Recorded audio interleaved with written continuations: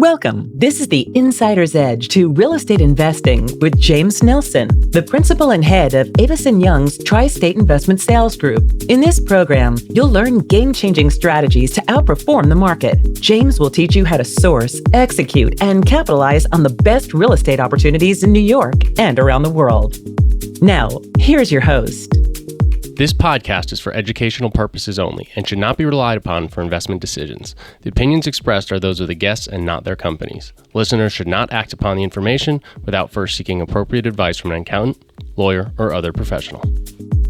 Welcome to episode number 219 of the Insider's Edge to Real Estate Investing. This is James Nelson. I'm principal and head of U.S. investment sales at Avison Young. Yes, I know we still need to update that intro. We're going to do that. But I'm really excited about this new role because it's going to allow me to expand on the work we're doing here in New York and across the country and be a better way for me to connect with many of our listeners who are not only just located across the country, but around the world. That's one of the exciting things when I see the metrics for this show. We see where the audience is coming from. And I know we've got a large following here in New York, but we also have a big following from Texas, where our speaker is from today. And we have with us Lonnie Hendry, who is Chief Product Officer at Trepp. But many of you probably know him better for his work as co-host of the TreppWire podcast. This is an incredible show that I listen to weekly. It is a must for you to stay up to date, to understand what's going on, not only at a macro level, but what's going on in the trenches. And they give really great information, tracking the CMBS market and talking about the various loans and the trends that follow along with it. So, but it's not just that they track. Trepp is the leading provider of data insights and technology solutions for structured finance, commercial real estate, and banking markets. And so today we're going to be talking about why following macroeconomic movements can help you make informed decisions in your local market. And you can really up-level your real estate knowledge at a conference that we have coming up. So we're going to be doing Trepp Connect in New York City. This is an in-person conference in Rockefeller Center. That's May 13th to 15th, 2025. It's designed to connect commercial real estate and lending professionals with industry peers and market news, trusted Trepp data, and industry narratives. And look, there's a promo code. Listen to this. Nelson Trepp, that's Nelson and then Trepp, T-R-E-P-P, 2025 is the promo code for $200 off your ticket. That's awesome. And you can connect with Lonnie and his podcast. We're going to put that in the show notes at jamesnelson.com. Again, I built this site for you to help you gain the insider's edge to real estate investing. So we're going to have a brief word from our sponsor, and we'll get right into that conversation with Lonnie Hendry. A different approach to putting our clients first. Avison Young's Tri-State Investment Sales Group sells multifamily, office, retail, development, and specialty sales throughout the New York metro area. As experienced thought leaders in their industry, our 35-member group is available to help you make informed investment decisions by advising you on your current holdings or identifying new opportunities in the marketplace. Our one unified team is built on an industry-unique platform which promotes unparalleled collaboration and teamwork. We share core values of hard work, integrity, and expertise. We put our clients first, providing tailor-made strategies to achieve superior results. Please visit us at aytristateinvestmentsales.com and follow us on Twitter, LinkedIn, and Instagram at JamesNelsonNYC to learn more. Welcome, everyone. Thrilled to have with us today Lonnie Hendry, who is Chief Product Officer at Trepp. And as many of you probably know him, also co-host of one of my favorite podcasts, the TreppWire podcast. Lonnie, wonderful to have you with us today. Yeah, thanks for having me on, James. We enjoyed having you on our show, and I'm thankful to be here today with you. Well, look, I know that you've been at your podcast for quite a bit of time. We might have even started ours around the same time because you're at about 280 episodes plus. Maybe you're coming up on 300 now even. So I know you're putting out incredible content weekly. I know you have over 1.6 million downloads. Just thank you for all the content and the value you put out there. I know as being a fellow podcaster, it's a lot of work. So we appreciate it. Yeah, thank you. And it's actually, we're about 318 episodes in now, and we're just under 2 million downloads. So it's amazing to see how the numbers go up and the episodes keep clicking off. But, you know, for us, it's a labor of love. It's a highlight of the week for us. And we really have thoroughly enjoy being able to bring perspective, data, analytics, insights to the market since COVID. We haven't missed an episode since March of 2020. So every week we've delivered the TreppWire podcast, and it's been really good. But to your point, it does take work. It takes effort, but it's something that we really, really enjoy doing as a team. Wonderful. It's interesting because I think, again, that we started the Insider's Edge podcast at about the same time, right after COVID, all camped out at home, trying to figure out how to stay connected. So the podcast, I guess, was born out of the pandemic and figured out ways to continue to communicate. Was that, or was this already in the works before? Tell us a little bit about how the show was created. So it was a combination. It was something we had talked about before, but never really created time for as a business endeavor. And COVID really was a catalyst that said, hey, now everyone's at home. Why don't we kick this off? And so it was kind of perfect timing where we had some preliminary discussions. We kind of kicked it off. And, as we said, it really took hold. And it was amazing to see just the response from the market. I mean, we put out a lot of newsletters, a lot of daily blog reports, and monthly reports and deep dive research and so forth. We've done that for 15 plus years. And so this was just another medium or extension for us to reach our audience. And it's really turned into a huge component of what I think differentiates Trepp in the market and gives us an opportunity to connect with our clients, prospects, and others in the marketplace on a weekly basis. And the amount of emails, I'm sure you get them too. I mean, the interaction we have with people from week to week, show to show is really remarkable. People tune in and they actually listen to the details, and they'll correct us when we're wrong, and they offer insights of their own when we're talking about a local market that maybe they have some more expertise in. And it's been really cool to kind of see it grow from a COVID, here we're going to pass some time and kind of stay connected, to now it's, like I said before, a really integral part of our business. Mm-hmm. Yeah, I mean, the incredible thing about podcasting is that you can have a longer form conversation and people will actually listen. In our day and age of just scrolling and sound bites, again, if it's a little video clip, I mean, maybe you get someone for 30 seconds, maybe a minute, but whether someone's working out, whether they're on their commute, someone will sit and will listen. And again, there's just so much more that you can get out of that when you can go deeper on a subject matter. And just to compliment you all, I mean, the amount of research that goes into it. I'm a data guy. I know you certainly are, and so you never just kind of throw out. I mean, sure, you've got your green shoots, you got your crabgrass, but it's always backed up by this is why, and getting really specific. So I think it would be helpful for our audience to understand what Trepp does, and I know it's a whole suite of services ranging from CMBS, the CRE, collateralized loan obligations. So you have all these different products and offerings. So maybe just for our audience who maybe have not had as much experience with Trepp, maybe just give them a little sense of your offerings. Yeah, so I think Trepp is a unique company in the sense that we were founded in the late 70s, really as a consulting firm. And we made a pivot as a firm in the early 90s when the CMBS securitized market took hold. And BlackRock had an ownership interest in Trepp at the time. And as the CMBS securitization loan market took hold, they needed somebody that could bring transparency to the traders that were using or needing the data to make trades. And so Trepp was actually written into the reporting structure for all CMBS issuance. So if somebody takes out a CMBS loan, Trepp is a recipient of all of the data that gets used during the origination process and surveillance ongoing for the life of the loan. So typical CMBS loan up until a few years ago was 10-year term. We would actually have 3-year look back at line item income and expense financials prior to the date of origination. And then we'd get quarterly updates of those financials, loan performance metrics, et cetera, every quarter for the full 10 years of the loan. The performance data is updated actually monthly. If they miss a payment, et cetera, we'll know in the month that they miss it.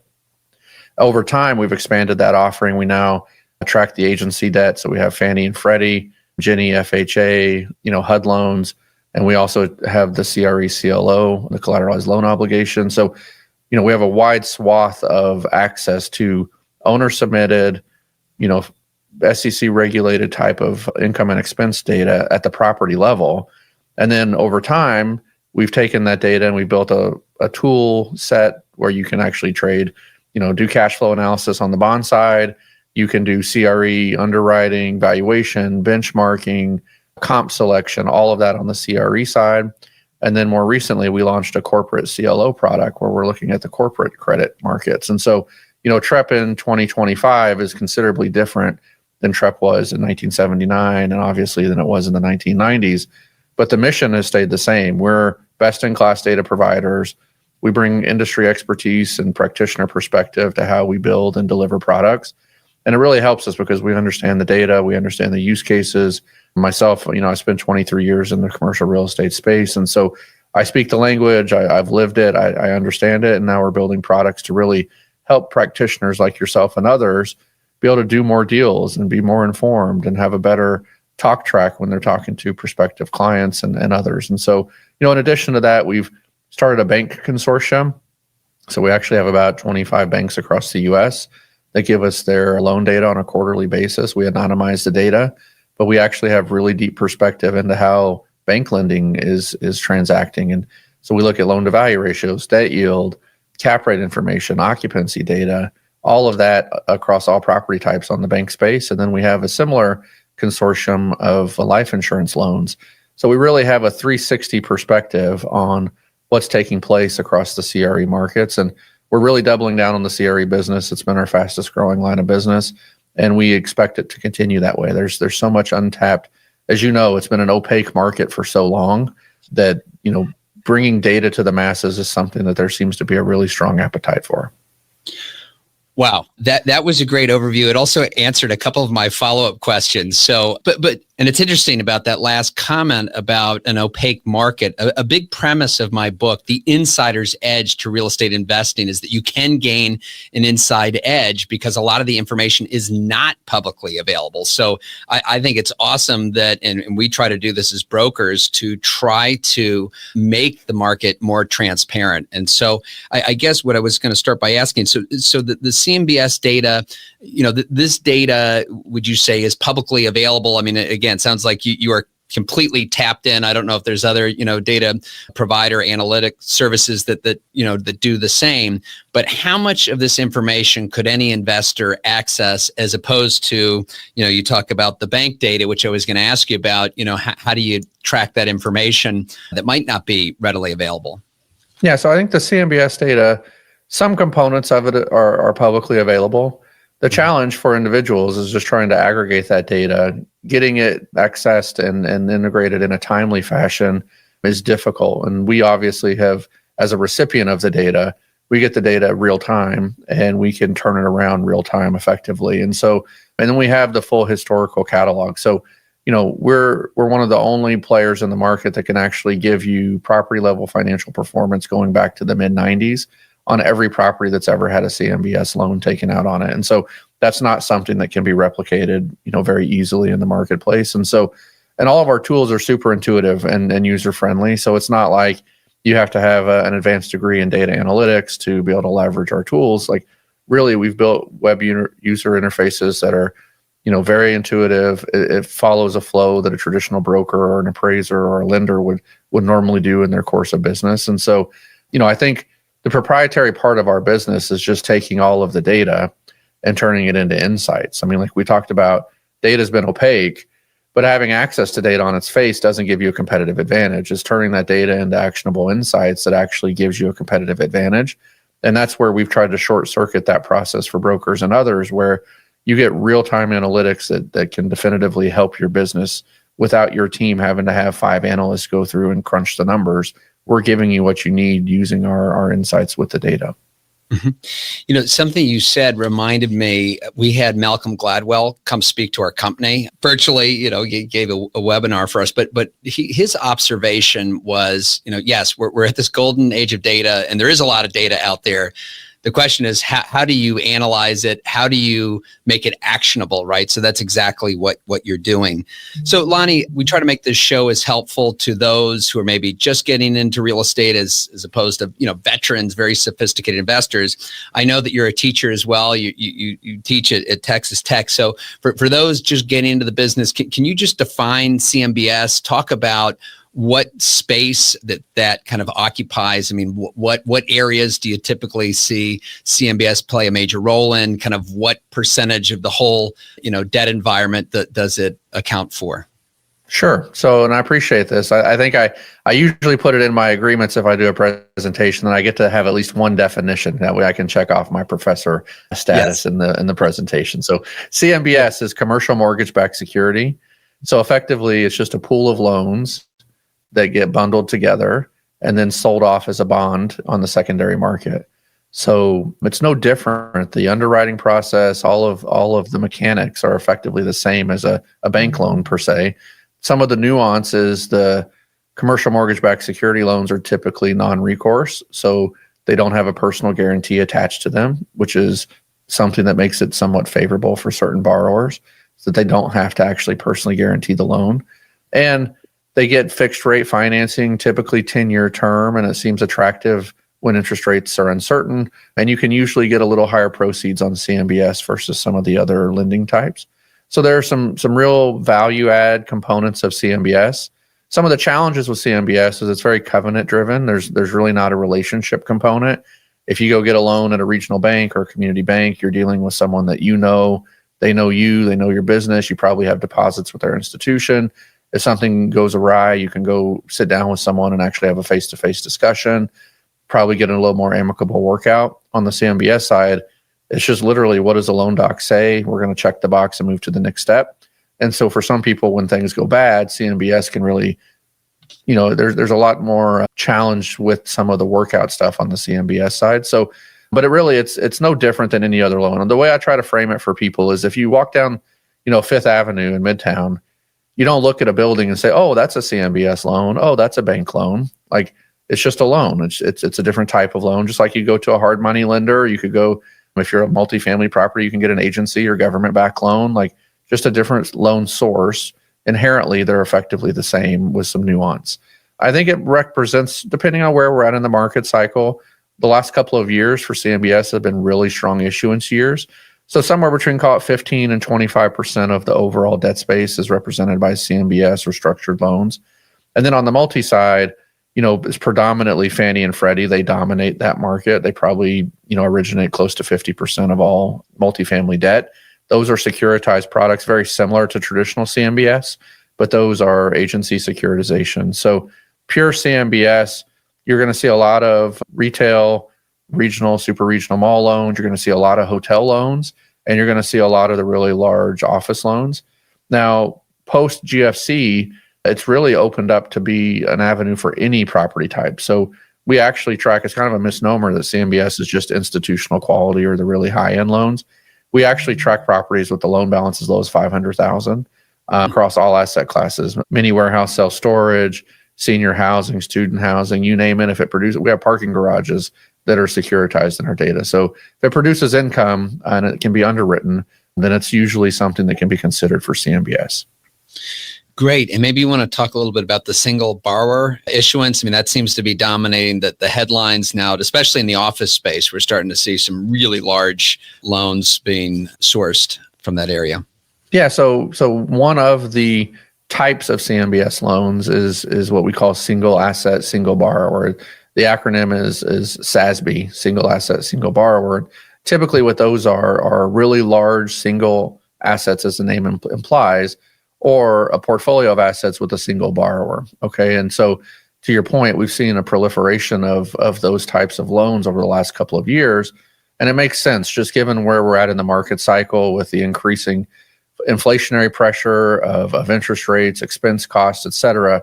Trophy properties and trophy locations are ideal candidates for financing. If you're a lender right now trying to make a loan, you're okay writing loans on Rockefeller Center and the Spiral and One Vanderbilt and some of these other iconic type of buildings, because really, if those buildings don't perform, we have some real issues broadly beyond just the CRE market. And so those single asset, single borrowers have accounted for a disproportionate amount of issuance. Last year, I think it was over 70 billion of 108 billion in the CMBS market was single asset, single borrower. And again, this year, we're at about 38 billion of total CMBS. And a large portion of that is that single asset, single borrower. As we see the market kind of flatten out and the distress wave kind of play itself out, I do think you'll see what we call the conduit, or like the more hedged, multi-asset, multi-geographic location type of loan come back in vogue. But right now, it makes sense given where we are in the cycle that these SASB deals are taking all the headlines. Mm-hmm. I definitely hear what you're saying about the trophy assets and definitely the best-in-class sponsors. But couldn't you make the case that there's actually less risk with the diversified loan portfolio? I mean, how do you view that? Because I mean, the SASB are definitely some of the biggest loans as well. So the idea that the collateral is just one building as opposed to a portfolio. I mean, how does the risk get weighed in those various comparisons? Yeah, and it's very topical, and the timing is great to have that discussion because there's been such an influx of the SASB issuance.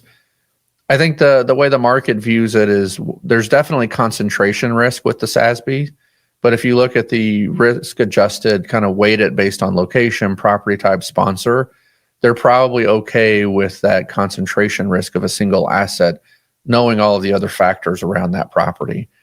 I wouldn't disagree with you. I think if you can, have a well-diversified conduit deal with properties located across multiple markets, you're probably able to fend off some of the risk a little bit better. The counter to that would be that you have to underwrite each of those individual assets. If there's 60 or 80 of those in a pool, you're probably going to have some that just by definition don't perform, and they can disproportionately impact the conduit if they're on the larger side of that deal. So I think it's valid, and it's something that we've seen more people talking about in the market. There was a AAA loss on a single asset, single borrower deal last year in New York. They got a lot of headlines, but if you look at it post GFC to now, it's pretty unheard of for you to see significant losses on these SASB deals. They've proven through the last 15 or so years that they've been resilient regardless of market cycles. So I wouldn't disagree that you can make a strong case either for SASB or for conduit. And I think that's the beauty of this market is, what the investors want to see is what issuers will issue. So if we see a slight change in investor appetite relative to SASB, then you're going to start seeing some of the conduit deals pick up in issuance because the market's saying we want a more diversified pool of loans. Mm-hmm. That makes a ton of sense. So, Lonnie, I'd like to now kind of take a step back and go a little more macro. And I would say that even if you're not trading CMBS, that just listening to the TreppWire podcast, there's so much incredible information, and that first 5 minutes should be required listening for anyone in real estate, because you really do start macro, and you'll talk about maybe what's going on in Washington. You'll talk about the 10-year Treasury. How important is it, whether you're an investor you're a broker, to kind of know what's going on a macro basis? I mean, you guys right now, the hot topic might be, the tariffs and the impact, as opposed to, I'm sure there's people listening to the show right now saying, Lonnie, James, this is great, but I'm just, buying and selling, 20 families in my respective market. That, does it really make a difference? But how important is it for what we do, any real estate professional, to have a good handle on what's going on a macro basis? Yeah, I think it's very important. And, we say on our podcast all the time, and it's something that I teach in my classes on the first day of classes. I say there are a couple of things we know for certain about real estate. The first is that it's cyclical. It's always been cyclical. It's always going to be cyclical. That's just the nature of the business, and you have to understand that. Now, for a lot of people that got in the business in 2012, they had never seen a down cycle until, about 24 months ago. So they would maybe question that, but it's cyclical. The other thing I highlight is that real estate by definition is a local and sometimes hyper-local endeavor. You could have two buildings on the same street that have completely different outcomes based on who owns them, how they operate them, how much debt they have on them, et cetera. Notwithstanding those two things, the third thing that's most impactful, in my opinion, is that while macro trends don't necessarily dictate that local and hyper-local component of the cycle or the business, they do have downstream implications. And what we've seen is that play out over the last several months. Like, let's take insurance as an example. Insurance costs and CRE over the last 24 months have exploded across the U.S. They used to just be multifamily, coastal cities, or in California where they had wildfires or some other exposure where they saw outsized insurance premiums relative to the rest of the U.S. Well, what we've seen over the last 24 months is that cost sharing has become real. And if you're in Ohio or you're in Atlanta or you're somewhere where traditionally you haven't seen insurance costs, now you are. Well, those are topics that we talk about on the macro segment. Like, this is something that maybe doesn't impact your market directly today, but you should be aware of it. Obviously, the tariffs, inflation broadly, those are things that may not impact your building today, but if you don't understand it, when those things do hit your market, you're going to be unprepared for it. So I don't think people will be making investment decisions necessarily or lender decisions at a local market level based on the macro. But I do think you have to be informed, because eventually those macro trends at some level will find their way to your local marketplace. And if you're not well versed in kind of understanding what it is, by definition, you're behind the curve, and you're going to have to deal with that longer than you would have if you were prepared. Mm-hmm. And let's talk about some of these massive transactions that are happening maybe in your market. So maybe you're an investor in LA and you all are reporting on, some office deal in downtown LA that's selling at 20, 30 cents on the dollar. Again, you might be a retail investor in, West Hollywood, but how important is it to understand kind of the mega trades that are happening in a market, and how much of an impact do you see? Does it have a kind of a halo effect on the rest of the market? Yeah, I think, we all learned very early on in the business that one sale doesn't make a market, but one sale can impact the market, and it becomes a data point. Back to the discussion around data is, if you know your market, you know how many transactions have taken place, you know what properties are on the market listed for sale. And while they maybe don't directly impact your building today, it does give a stigma, positive or negative, to that broader marketplace. And so when you see some office buildings trading at 20 cents on the dollar, that's not great for the retailers. It's not great for others. Now, the hope is investors bought it so cheap, they're able to put some capital into it. They're able to redevelop it into something that's viable in today's market, and that has a better long-term impact for your retail business, as the example was. But I think it's important, if you're going to be in commercial real estate at all, at any level, whether you're a broker, an owner-operator, if you're an appraiser, if you're a lender, you should be well-versed on what's taking place in the market that impacts you and some broader macro area around it. Because if not, deals don't sleep, and brokers are making phone calls, and they're trying to push deals every single day. And what we see is there's no linear progression in the commercial real estate space. It's deal by deal, day by day, 10-year treasury, week to week, day to day type of business. And if you're not staying up to date with those things, you're just, by definition, you're behind the curve. And I think that's those subtle nuanced things are the difference between, brokers that are commoditized, brokers that become an authority in their market, as well as owners that, barely check the box and create enough NOI to cover debt service, and those owners that actually have really high performing properties in the marketplace. Mm-hmm.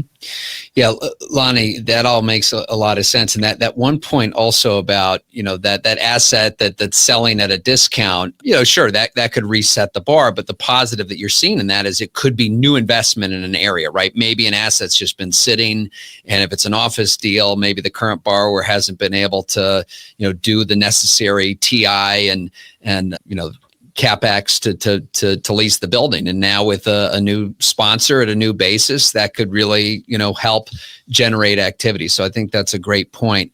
Lonnie, you mentioned it as well, and we might have to have this conversation further offline, because this really fascinates me. And it's a part of having been a broker for 25 plus years and seeing that, you talk about being a good investor, a good broker is knowing what's on the market. So let's talk about that, because, and I talk about this in the book as well, that if, residential listings, if you want to sell your home, it would be unusual that you would sell it on your own. Usually you'd hire a broker, they put it on the multiple listing service. I mean, I don't know what the exact percentage is, but roughly I'd say 5% of listings or of a residential listing is for sale by owner. And even those owners might try to put it on a multiple listing service. They might be trying to save a fee or, whatever else. Whereas commercial, and it's hard to get an exact number, but it really seems that there's a good chunk of the deals that are actually out on the market, or maybe quietly being marketed, that you can't find, right? And that's been something that I've observed, again, in my 25 plus years of doing this. But when you're actually trying to track what is on the market, do you feel that you have a full sample set, this stuff that's maybe not, and there's we could talk CoStar, LoopNet, Crexy. There's a lot of great listing platforms that are encouraging brokers to put their listings, and yet a lot of this stuff still stays quiet and close to the vest. So any commentary on your side as far as trying to understand what is the addressable inventory that's actually out on the market? Well, we know, one of the advantages we have with our data is we know when the loans mature. So something has to happen when a loan comes up for maturity. The owner either has to pay it off, refinance it, sell it, or they get foreclosed on. Those are kind of the four options there. So, in the system, we have true owner data, so we can actually know who the owner is behind the LLC on about 80% of the properties in our data set. And when the upcoming maturity is. So you have a pretty good idea of if and when a property is going to be listed or marketed or quietly discussed.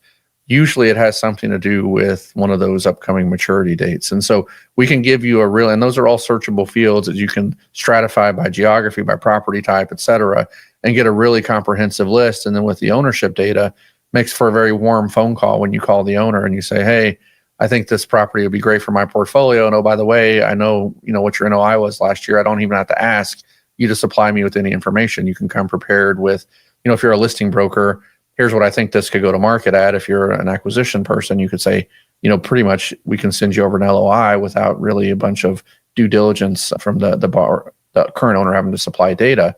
And I think, this is the one area where even with platforms that make this stuff available, you got to be in the market. You got to drive your area. You got to know what properties are there. You got to know who the brokers are. This part of the business to me is still very much relationship driven, handshakes. If people got to know if you're a buyer that you're serious and can close. And it's amazing how quickly you start getting deals that are not marketed sent to your inbox because they know that you're someone that's actionable. Likewise, if you're someone that's actionable, brokers that are bringing stuff to market will a lot of times notify you in advance of the listing hitting the market. Hey, we're going to be bringing this online. So this is the side of the business where I think it still has a competitive advantage for those that are active, that go to the events, that meet people, that shake hands, that do all the legwork that you still have to do individually to kind of get your name in the arena for people to know that you're serious. And it's amazing how much of those listings you can get before everyone else gets to see. Mm-hmm.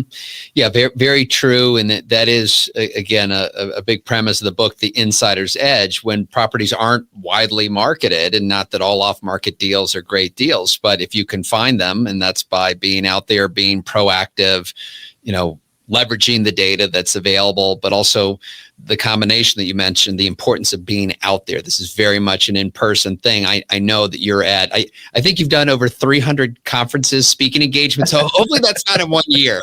Maybe it is. No, yeah, not 1 year. Although I will say the last couple of years, I've been averaging about 75 presentations, live presentations a year. And it's interesting, but to your point, like for me, I'm getting to meet people across the country. And so it acts as a supplement to the data, the hard data that we have of getting a pulse check of where brokers and lenders and appraisers feel their market is at a local level. I mean, the data tells you the story, but the brokers in those markets can really fine tune the details for you. And so for me, like that's a little bit of my competitive advantage that I get to bring to Trepp, is just that meeting with people every day that are still in the trenches doing the work, and them sharing that information with me when I'm doing these presentations allows us to take those nuances and build them into our solutions for the marketplace. Great point. So, Lonnie, I'd like to now talk a little bit about the distress side of investing. And, that's typically where investors get really excited. So you've been tracking, and you do such a great job, slicing and dicing the data by asset class, by geography. I mean, you've even, I think on one of your recent shows, you were talking about this impending Forever 21, and you already know, all the locations, the buildings. I mean, you've really been able to go deep on these things. So, what tips would you have for, distressed investors who are looking for these opportunities? I mean, what should they be looking for in your data? And then what is the way to execute on those? Yeah. So I think for the last 2+ years, that's been the overwhelming majority of inquiries for us as people interested in acquiring distressed assets. And what I've learned through this process is actual distress takes a lot longer than the headline distress. It's easy for us to see articles that talk about this many buildings going back to the lender, et cetera, et cetera. But even if someone announces they're not going to service the debt anymore, the lender doesn't just take title immediately. There's a process that has to take place. And so, for distressed investors, one, you have to understand that the distress itself takes a little bit longer than what you were going to like, but you can be proactive. The headlines are basically like a little breadcrumb trail of where you should be looking, and you just have to be patient. And it's not a game. Investors that own buildings, they're incentivized to fight to the very last day to try to preserve their equity or their investors' equity in a deal. So unlike the great financial crisis, where a lot of these properties were underwritten on pro forma financials and stuff that was going to come in the future that never materialized, for the most part, properties that have been originated post GFC have been underwritten based on in-place rents. The exception to that would be the CRE CLO, which by definition are kind of story loans. But most of these properties were underwritten based on actual performance. And so, borrowers feel like even in this downturn that their assets are still viable and they're going to fight for them. So it's not the bloodbath that we saw in 08, 09, where people literally were just giving up. Like, we can show in our system, there's several MSAs by property type that have debt service coverage percentages less than 1 of 20+%. But that hasn't immediately translated into foreclosures or people walking away. At some point it will. At some point, the borrowers or the LPs are going to get tired of funding capital calls and keeping this property current, and you're going to see some distress. So if you're a distressed buyer, you just got to go into it with an understanding that when distressed deals hit the market, they're a little messy. There's a little bit more red tape. It's not a straight shot. Lenders trying to maximize what they can get, minimize their losses. Borrowers are fighting to preserve their equity. With all that said, there's ample opportunity. And right now, we're still early in the cycle. I mean, our overall delinquency rate's in the 6% range. And high watermark coming out of GFC was 10.34%. So on a relative basis, we're still significantly below what we've seen during high peak distress. Historical norm for distress is somewhere in that 1% to 2% range. So we're some multiple of where we typically are. But I would suggest for people that are looking for distressed deals, you have another 2.5 years where the real distress is actually going to play itself out in the market, where lenders take the loss, new capital can come in and acquire assets at a great deal. We just haven't seen that capitulation yet. And it makes sense when you look at it. Like, lenders don't want to take the loss. They're going to kick the can down the road as much as they can. But at some point, the reality is some of these assets just don't make sense. Mm-hmm. So talk a little bit more about that comment of lenders are going to try to wait things out. I mean, that might be the case, but you also have, bondholders, and maybe you could even talk about the role of the special servicers and their fiduciary. I mean, how long can these situations be allowed to, I don't want to say stay in limbo, but, trying to work with the borrower? I mean, is there kind of a clock that needs to be adhered to?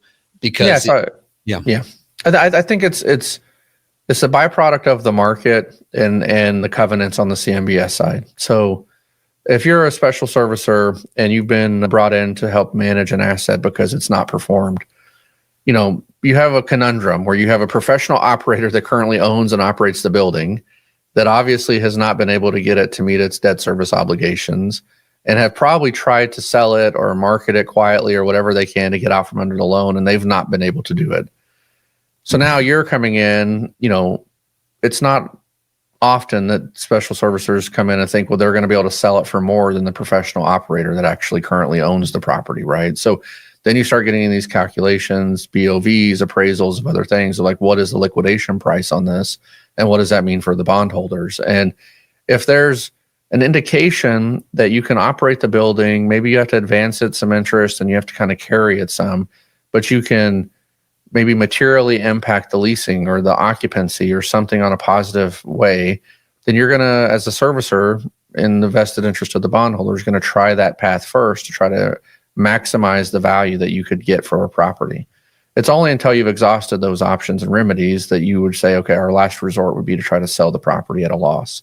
So I don't think there's a stringent timeline. I think in practice, the first extension, modification, kind of relief for the borrowers, usually if they're at a maturity, they can't refinance, they can't pay the building off, the lender will usually give them 12 to 24 months as an extension or a modification.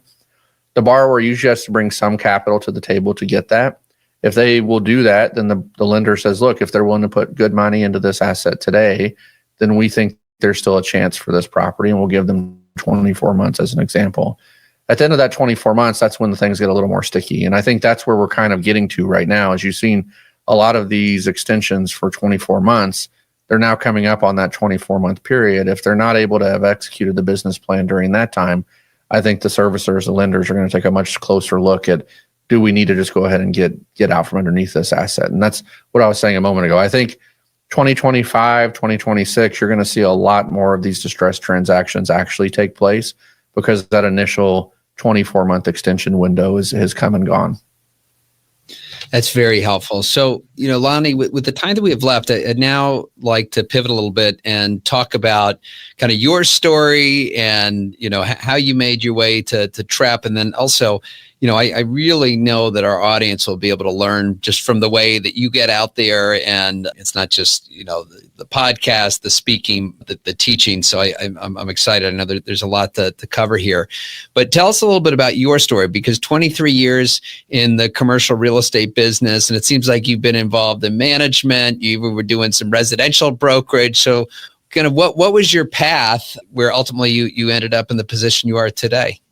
Yeah, it's kind of an unconventional path. I think that's what every real estate person has come to the realization. Like, none of us grew up at a 10 or 12-year-old and said, I'm going to go into commercial real estate. I'm hoping my kids will do that. But, for me, didn't really know what I wanted to do. I actually got a job as a leasing consultant at an apartment complex when I was in college. And I fell in love with the business. And I was lucky enough to work for a local developer that owned apartments. And so they bought land, got entitlements, built buildings, leased them up, and sold them. And they actually had a pretty, nice portfolio. They had some high-end Class A suburban garden office multifamily properties. They had some low-income housing tax credit properties. So I got exposure to all of those. And I got to see the development process play out real time as a very young person. And so I finished up school. It really changed my major to real estate, got me completely focused on real estate, ended up getting a master's in real estate, decided that was what I was going to make a career in. Did the brokerage stuff, still active in Texas as a broker, and did some valuation work, have done some consulting work. And then I got into teaching, and I've been teaching at the university level since 2013 timeframe, 2014.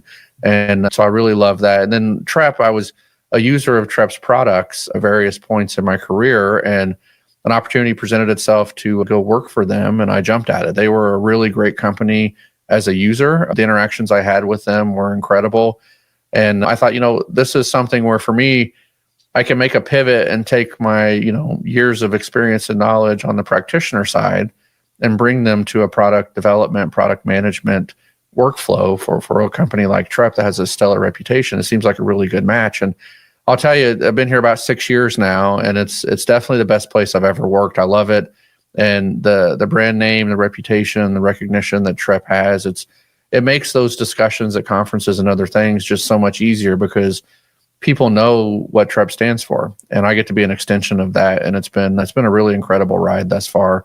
The podcast obviously is kind of icing on the cake, but yeah, I think for myself, I view myself as a pracademic, right? So I'm still part practitioner, part academic. And then I get to do some product development, management stuff here at Trepp in the middle, and I love it. It's a perfect combination for me. Wow, pracademic. I have not heard that before. I want to circle back to that, but we do get some college students who listen to this, and so let me just be clear. So while you're in college, you're also leasing out apartments. Is that what you were doing? So you were a leasing consultant. So I mean, because for students who obviously they got to focus on their studies and maybe have a little fun while they're at school as well. But you found the time to also be able to rent out apartments. I've got to imagine that was incredible experience. Going into the commercial real estate world. Yeah. So for me, like, I had to work full time and go to college. I paid for my own college and put myself through school. So I worked full time, went to school full time. I didn't have a whole lot of fun in the middle, but I was trying to achieve a goal of getting through school. And so, for me, like, learning just that skill set of time management, of being focused on your goal and doing whatever it takes. Like, if you work on my teams at Trepp, we operate under the hashtag team whatever it takes, because that's how my life has been. Like, I'm going to do whatever it takes to hit the goal that I set for myself. And so, to your point, like, I was working full time, which was great, because as a college student, I was getting professional experience around engineers, architects, developers, other property management professionals. And I was also building a network of tenants. Every time I leased an apartment to someone, I learned a little bit about them and who they were. And I was working with the vendors, the HVAC folks and the carpet cleaners and all these people. So as a 19, 20-year-old kid, I was building a really cool professional network without even intentionally doing that. That was just part of my job. And then on the other side, I'm in school, I'm learning all these, textbook theory type of approaches to commercial real estate. So I had this perspective as a very young person of marrying up the theoretical concepts of real estate with the practical application of real estate.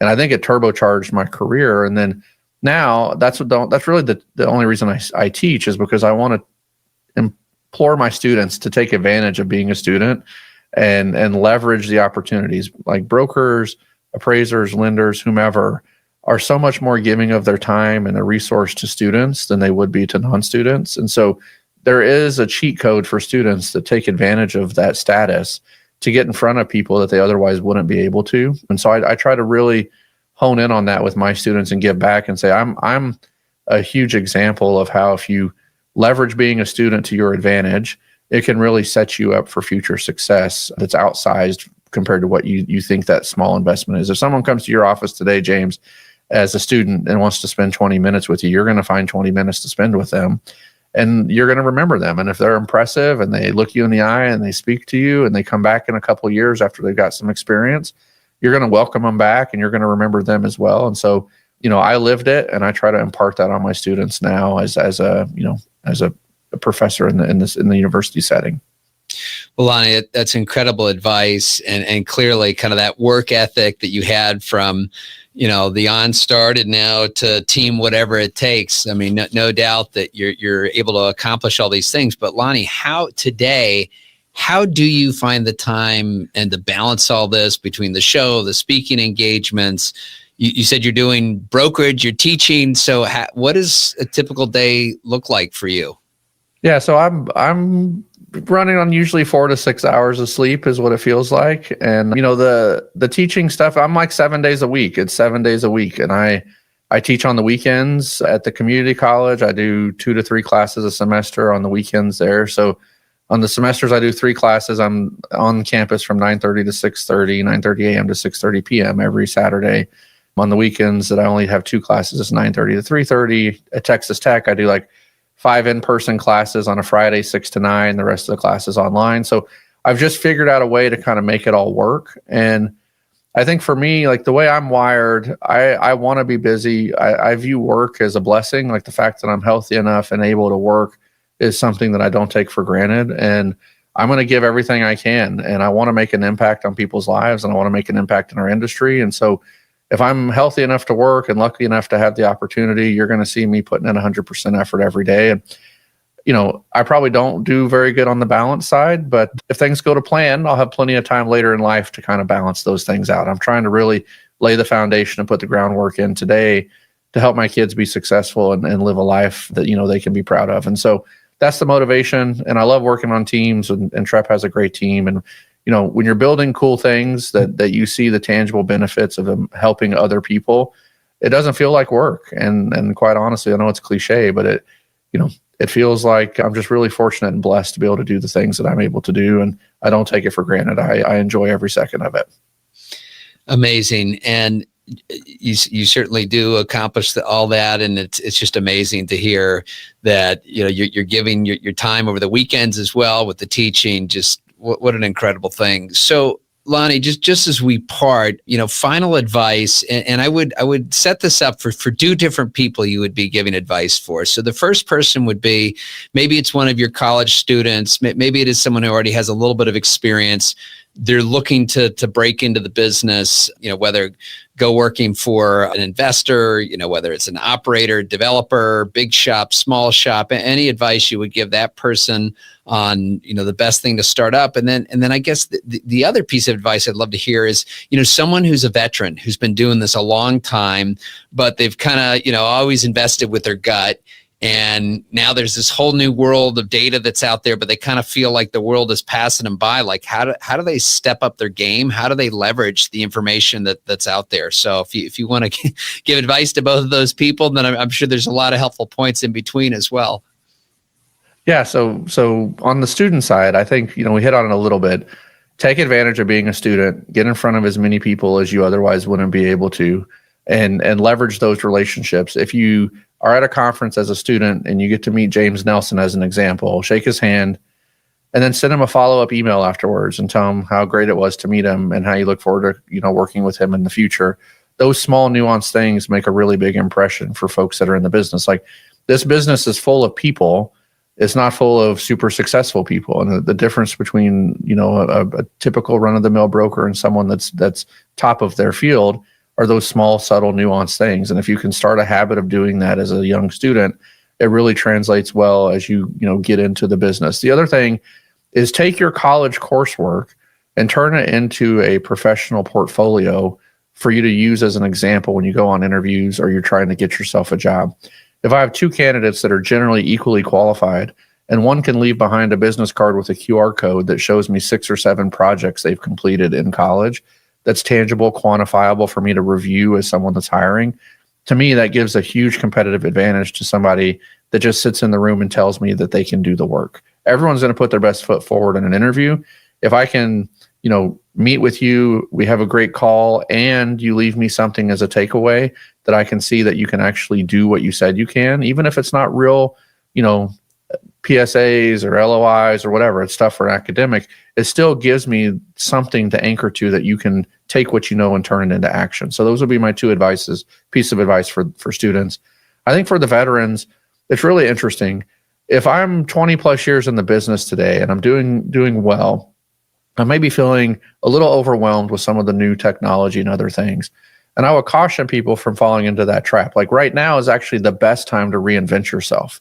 The technology, the tools, the data, all the stuff that's available can allow you to do things at a pace and scale that were impossible 20 years ago. And it's really not as intimidating as it may feel. There's a lot of stuff online with YouTube and other videos and things that you can learn how to leverage this plethora of data and tools and technology. And then find companies like Trepp and others where you can get a relationship. Like, we're not just a data vendor. We want to partner with you to make your firm successful. And so you need extra training. You need understanding of some of the terminology or verbiage. You need to understand how technology connects. We're going to take the time and explain that stuff to you. So I would just say, for the experienced folks, don't be intimidated by the new technology and the new, inflow of data. And it can be overwhelming, I admit it, but lean into it. And I think what you'll find is the relationship part of your career cannot be replicated by somebody that's just entering the business today. They cannot take technology and replace your 20 years of experience. But if you can leverage technology in addition to your 20 years of experience, that's a humongous cheat code for you being more successful than everyone else in the market. Wow.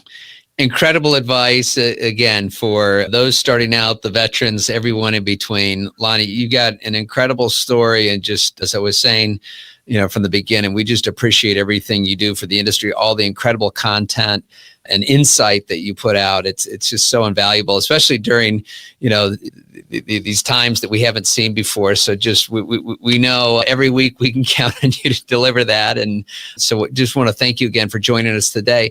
And just, Lonnie, if you would tell us, and we'll put the show notes at jamesnelson.com, but what's the best way to get a hold of you, to follow you, to connect with you? Yeah, so I'm on all the social platforms. You can connect on LinkedIn, on Twitter. My handle is just Lonnie_CRE, or you can shoot me an email at Trepp. It's just Lonnie, LONNIE _Hendry, HENDRY at Trepp.com. And I'd love to connect with anyone that's interested and talk shop or see what we can do to help you out. So feel free to reach out, and I'll be more than happy to help however I can in whatever capacity that is. And last but not least, we're not going to shut this down yet. We know we've got a big conference that's happening in New York. So I'd be remiss if we did not mention, and Lonnie, thank you for asking me to speak on the panel, but why don't you give everyone the information, and we'll make sure and put that in the show notes as well, so people can register if they want to come see us live. Yeah, so we're going to have an event hosted by Trepp May 13th and 14th for the CRE users and audience out there. If you're a lender or you're on the lending side, we're going to have an event on the 14th and 15th. James is going to join us on the 14th on our CRE event. We're going to do a fireside chat. And really, we're going to bring together about 200 plus or minus, folks across the U.S. that live and eat, breathe, and sleep this commercial real estate business. And we're going to create a really great avenue for networking, for discussion. We're going to have some of the industry leaders on panels. We're going to have economic update. It's going to be a really great time. It's going to be in Studio Gather in Rockefeller Center. And it's a great view. It's a great couple of days in New York City. We have a QR code and a link that we can include in the show notes that you can use to register. And if you use the promo code podcast 2025, you'll actually get a preferred rate from watching this event today. And so we'd love to have you join us. This is the second year we've done it on the CRE side. And we've been doing this for about 7 years on the banking side and with great success. So if you have some time, May 13th through 15th, join us for both events. Join us for one of the events. We'd love to have you there. And James, I really look forward. I've got to interview you on our podcast, and now you've interviewed me, and then I'm looking forward to this fireside chat. I think we'll have a really, content-rich discussion around just what we're seeing in the marketplace and kind of where we're at and where we're going, which is what everyone wants to know. Can't wait. Well, thank you again for joining, Lonnie. Thank you, everyone, for listening. And we do hope that we see you in person in New York for the Trepp conference, and share this with friends as well. So until next week, thank you again for joining. Thank you for listening to the Insider's Edge to Real Estate Investing. We appreciate your subscribing and sharing with your friends. If you haven't already, please connect with James at James Nelson NYC on LinkedIn, Instagram, and Twitter. Please also visit jamesnelson.com, where you can find the show notes and other episodes, along with an exclusive video series and other helpful resources, so you can gain the insider's edge to real estate investing. Until next week.